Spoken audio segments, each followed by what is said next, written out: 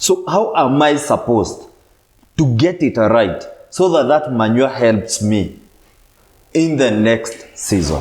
Help me understand this, and to make it more simpler for our viewer.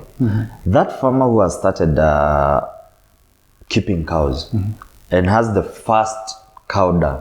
So after every 2 weeks, he turns that. He's supposed to heap and turn. And turn after every 2 weeks. Keep turning. And then he can apply the microorganism. Yes, if he is able to. In case it's dry, it's not raining.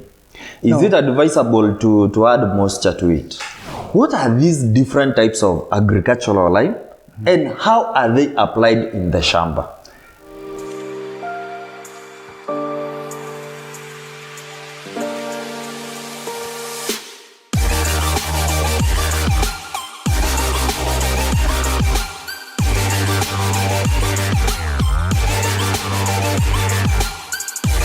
Now, back to this calcitic lime. A place like Syokimau, we have a farm there. There's one of our clients there, House of Hope. Even I've done videos. You can watch his journey. It's just impressive. 22 years in the dairy sector, and I know he does a lot of soil analysis at CropNut. And where that farm is, it's more like a kind of a clay soil. Black cotton. It's a black cotton soil. That's the kukiwa tu na kiangazi kidogo, the soil is dry, compact. So that's why you'll recommend calcitic. Gypsum. And gypsum. And gypsum also.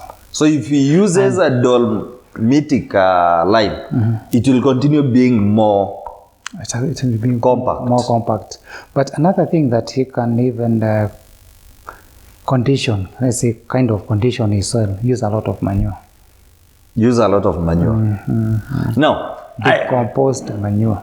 This is a farmer who has biogas and the slurry goes to the farm. Will that slurry be helpful?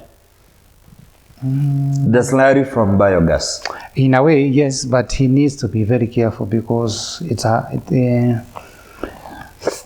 bioslurry. Bioslurry is pure. It's okay. You can say it's decomposed manure because of that. The decomposition and the reaction of the whatever, and then now extraction of methane to the biogas. Now, if he needs to be very careful because if it has a burning effect, it's too concentrated. He needs, before it goes to the shamba, it's diluted. What he does, he dries it. Yeah, that's another way. And then he takes it to the shamba. But for the Napier field, it goes direct to the Napier. It's okay, but too much nitrogen will hurt his soils. And now we'll talk about acidity. I'll talk about this. No, for bioslurry, somehow it's the sulfur levels are higher than the nitrogen. Because the nitrogen has gone to the methane, the gas itself. No, it has a lot of, it's concentrated in nitrogen, yes, but too much nitrogen in your soil is harmful. How? How? Now it's related to crops. If I say like something like too much nitrogen, it has that nitrogen is related to leaves, right? Yes. It has that softening effect on your leaves, and even hata our insect hawapendagi kitu ngumu. So what they do is that either you'll be using a lot, it will be prone to so many diseases. So you'll be forced to use a lot of either fungicides or pesticides to eliminate the nene. So anything that is too much in the soil is okay. It's a bit technical because we are kind of, our audience is a bit ni hawa tu wakulima wetu ambao sio technical sana, but too much nitrogen utakuja kugundua hata wewe ukiona tuseme along the pathway utapata hiyo Napier is more taller than the other one, sindio? It's more soft than the other one. In coming weeks, I'm taking you to that farm. It's okay. Because I can already relate what you are saying with what is happening in that farm. Yeah. So what you are saying is true, and the farmer has been doing a lot of soil analysis. In fact, he sent me a message And when I told him I'm coming here, and he said like, I wish to understand for how long should I continue doing this soil analysis. And anytime I do soil analysis, there are problems. At what time will I stabilize? Does he adhere to our recommendations? No, that's why I'm saying maybe it's what you're saying, it's too much of something, because I know there is too much of slurry. You know, I can already connect to why the soil is more compact, despite using manure for a long period. I can connect why I can connect why maybe there is the wrong use of the right type of manure, the wrong type of lime. I can connect by when you talk about the issue of treating so many fungal diseases. I can connect so many things at a go. So I think for that one, and for our viewer to understand it much better, I think we should do a tour there. But I need to clarify here.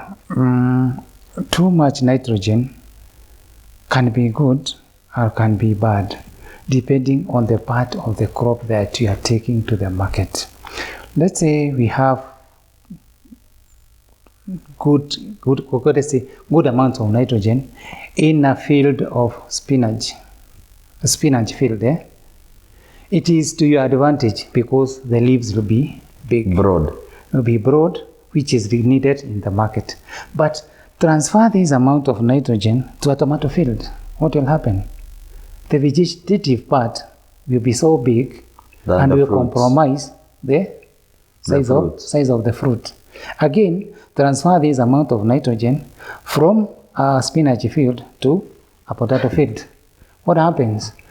The foliage part will be so big, but when you go down to the tubers, I now understand why whenever you come to collect the samples for our fields, you always ask, what do you intend to plant? Exactly. I have always said one day I'll ask you, ukona biashara gani na chenye napanda? How does it concern you? Because the recommendation that I give is as per the crop.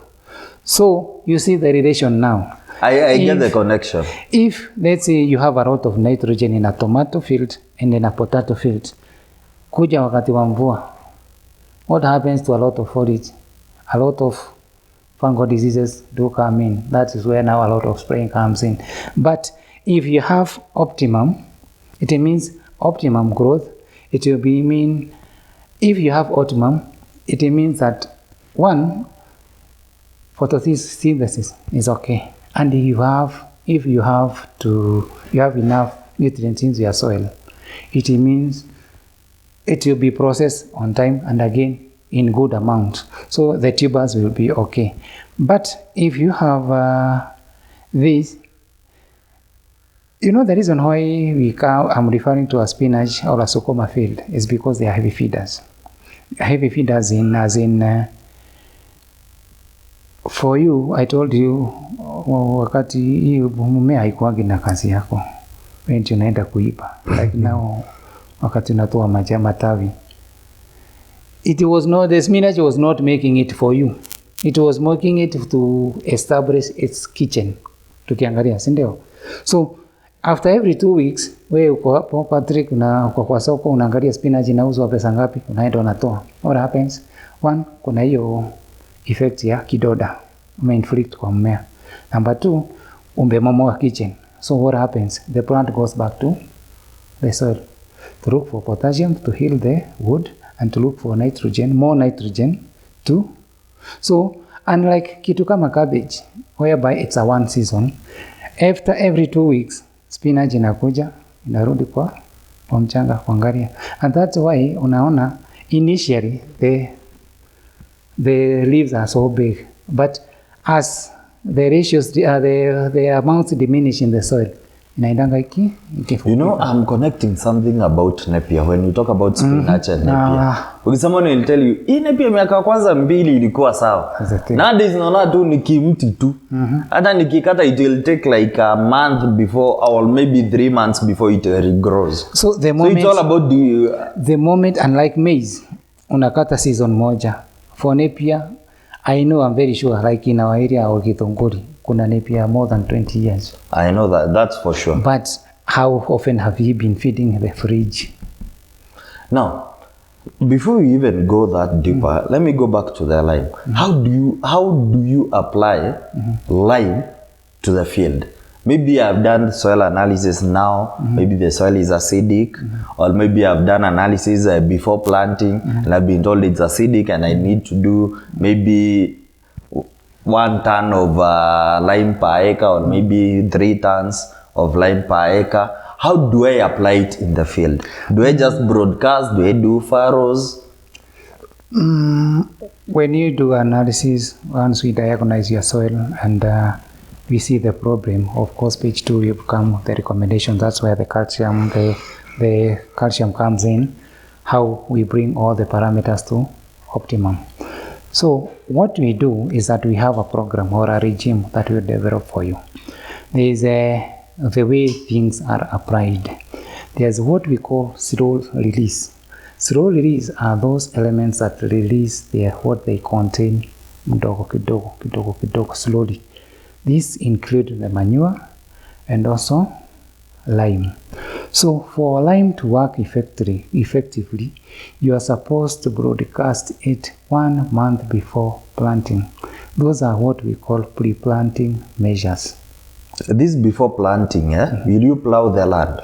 You plow. Or you just broadcast and you don't plow? You can broadcast and then plow. You can plow, then broadcast and incorporate. You get? You incorporate. Unakuja tu na kajebe, but you can even broadcast alafu you plow. You plow. But siku hizi kuna there's what we call economy, and kuna easy competition between weeds and the crop. So when you broadcast, you do not make the soils or the nutrients uptake only fit for the crop that you are planting there.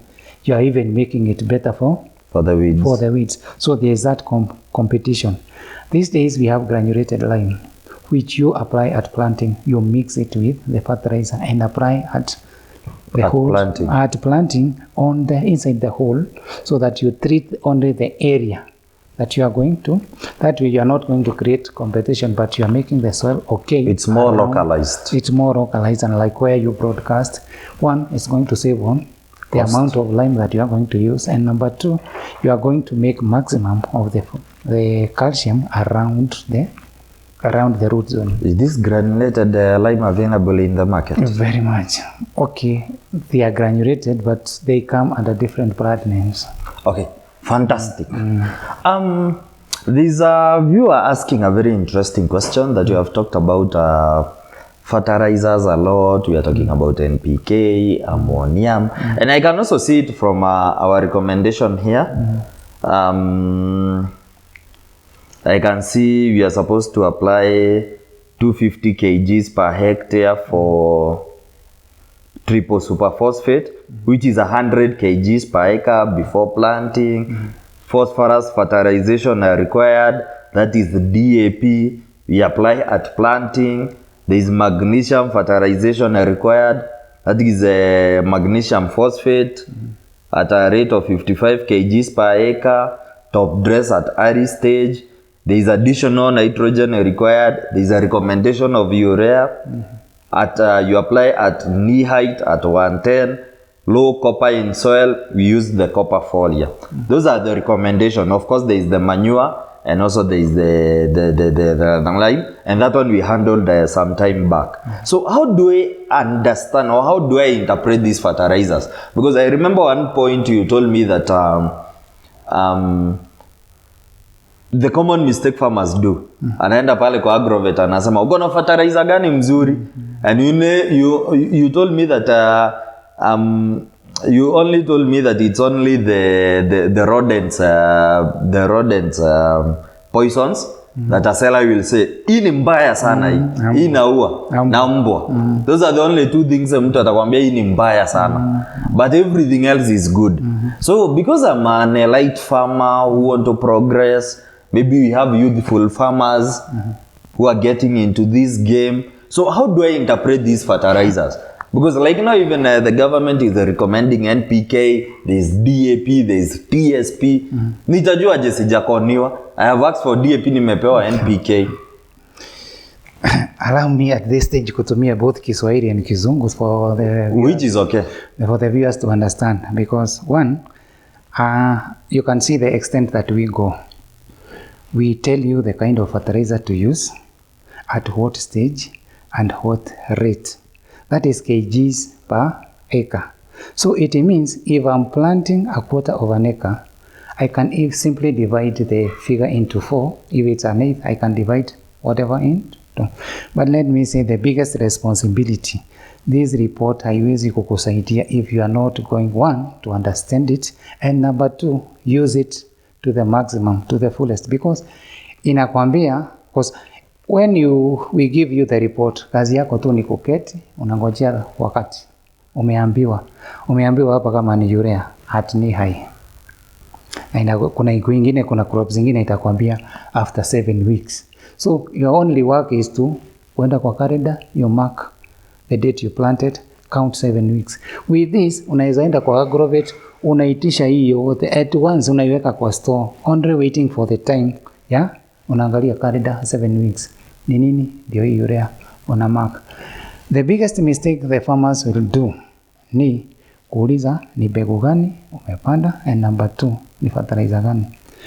Most farmers, the language they use kwa agrovet ni peva. Kuna mtu anakuuliza niuzie fertilizer ya mahindi, niuzie fertilizer ya viazi, niuzie fertilizer sijui ya nini, ni gani mzuri. Let me tell you what separates you, the farmer, and the guy on the other side, the agrovet, ni counter. The moment you approach that counter without information, be ready kuuziwa anything yenye iko kwa hiyo duka. So the moment unaenda unasema nataka fertilizer mzuri, you expose yourself. Jamaa anaenda kwa store yenye imebaki hapo, wewe unafikiria kuna wakati gani pata mtu wa agrovet atakwambia hii ni baya.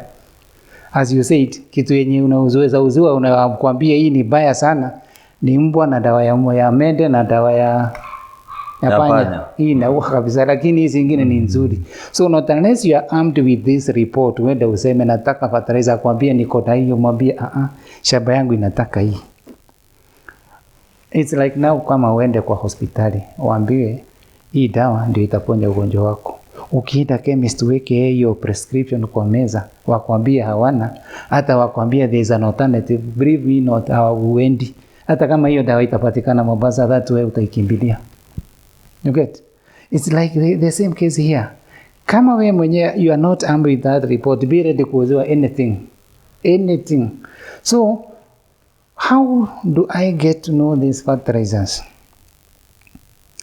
Any fertilizer imetengenezwa na N, P, and K. That is nitrogen, phosphorus, and potassium. I repeat, nitrogen, phosphorus, and potassium. That's why utapata DAP imeandikwa 18-46-0. It has no potassium, but has 46 potassium and 46 phosphorus. 46 phosphorus na 18 nitrogen. Why? Because at the initial stages, we are not even concerned about the final product yenye tutapata. Kama ni mahindi, kama nini, sahi tunatengeneza mzazi. We make sure amefeed vizuri through phosphorus, atengeneze mizizi poa. Number 2, whatever has been uptaken, ameitengeneza na imepikwa na imekuliwa na mmea, that is nitrogen, ndio inatengeneza matawi. So initial stages tunatakana tu kutafuta nitrogen and phosphorus. After sasa hizo 7 weeks, after hizo zingine, then you can come in kama mchanga wako haiko sawa. But for ukitaka kujua fertilizer yenye iko sawa, unaangalia hizi namba ziko hapa nyuma. Kama imeandikwa 17, it means it has got 17% nitrogen, 17% phosphorus na 17%. What now tunakuja kwa why are some fertilizers planting fertilizers na zingine ni top dressing fertilizers? What determines the two is the carrier material. Phosphorus haiendi mahali. DAP carrier material yake imetengenezwa kutumika wakati wa maji mingi. So the carrier material yenye imetengeneza haiyeyuki haraka, haiyeyuka pole pole. So ukipanda atiweke, tuseme like now tuko April, kuna msimu wa mvua mingi, unapanda halafu top dress weke ati useme DAP itaenda na maji. So unaweka, unapanda, alafu unaweka hapa juu, unai-export. Ati ndio hii? UK ifikie mahindi. Ati sasa mvua ikinyesha isukume ndani ifike around the roots, my friend, you're just wasting your time. Haiendangi hata milimita. So, not unless you mean, mzizi itoke, ikuje, ikule, alafu irudi chini, of which sioni kama itawezekana. But, kuna fertilizer iko na phosphorus, ambayo iko na carrier material yenye inaweza yuka, that's why we bring in akina NPKs. Unaweza top dress nazo, but kuna compound fertilizers, ambazo unaweza panda nazo, na unaweza... Compound is universal. Unaweza panda na unaweza top dress nayo. I remember last week when we were planting, the planting fertilizer we got was white in color. Don't ask me about the ratios. I'm just a typical farmer. When it comes to crops, I'm a typical farmer. Yeah, it was white in color. So my guys said, but this one won't perform. It's not black. Okay. Does color has anything to make a farmer worry? To make you understand the question of color and performance and whatever is contained, I go back to kitu kama tablet ya yenye tunamezanga. What treats you is not the tablet, the whole tablet. It's the chemical inside that carrier material. The active ingredient. The active ingredient inside that carrier material. So hii kingine ni kitu kaa unga tu, lakini active ingredient inawekwa ndani. That's why unapata kuna farmer mwenye another guy nilipata top dress lakini hakukunyesha. So what he said, kunyesha tu kwa mvua kidogo, the shell was there. Anasema hii hata sitaweka fertilizer kwa sababu yenye niliweka last season ili bado iko kwa mchanga, my friend. That's hiyo ni shell. Ishakuliwa. There is this kind of fertilizer that I've seen, we are not mentioning brand, but there is this specific brand that its fertilizer looks like it has some stones inside. Stones inside, that is, okay, I'm not going to mention the brand, but I once inquired from the manufacturers. It's called polysulfate. Polysulfate means that the fertilizer can stay for a longer time in the soil. It kind of retains the fertilizer around the root zone. Isichukuliwe haraka. So it's not, actually it was very controversial when it first hit the market. They had to come and explain. It was a heck. And even up to now it's controversial. Yeah, it was hell for the agrovet. There's no way you can convince a farmer, hii sio mawe umechanganya na fertilizer. But they came in and they explained, and actually it's performing. Sitaki kusema ni gani, but it's performing. There is this use of Folia because here there is a recommendation of Folia. In the maize that we did last season, and the videos are here on our YouTube channel. I hope the video you have looked at them. Folia helped us a lot. And my question is, can Folia replace the base of fertilizer? Actually, I can say yes and no. Because if you have correct nutrients in the soil, it means why are you doing Folia? Why are you doing Folia? It's because there are some elements missing in your soil. So if you have the right soil parameters, soil nutrients parameters, there will be minimal use of. But it's another way, like ni kama vile tu can use, what can I say? Is it like drip? Drip is another, so unaweza kula. Lakini it's kind of the one tunaenda hospitali unawekwa na daktari hivi maji inaingia kwa mwili. So there's no way unaweza sema ati sitakuwa nikikula nitakuwa nikifika nyumbani naweka drip. So it can't replace fully. It cannot replace, but it's good because but once from the soil, from the soil, it's distributed to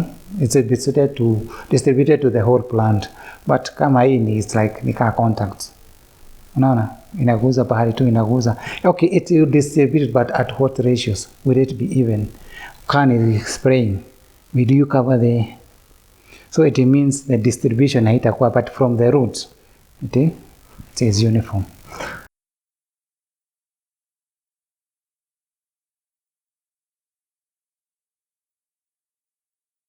So what are these notable deficiencies in our maize and Napier fields, and how can we correct them? Okay, we have no option apart from doing monocropping, but can we survive on monocropping? So what are these common maize diseases and pests, and maybe how we can prevent them? How do you control weeds in maize fields, and also how do you control weeds in Napier?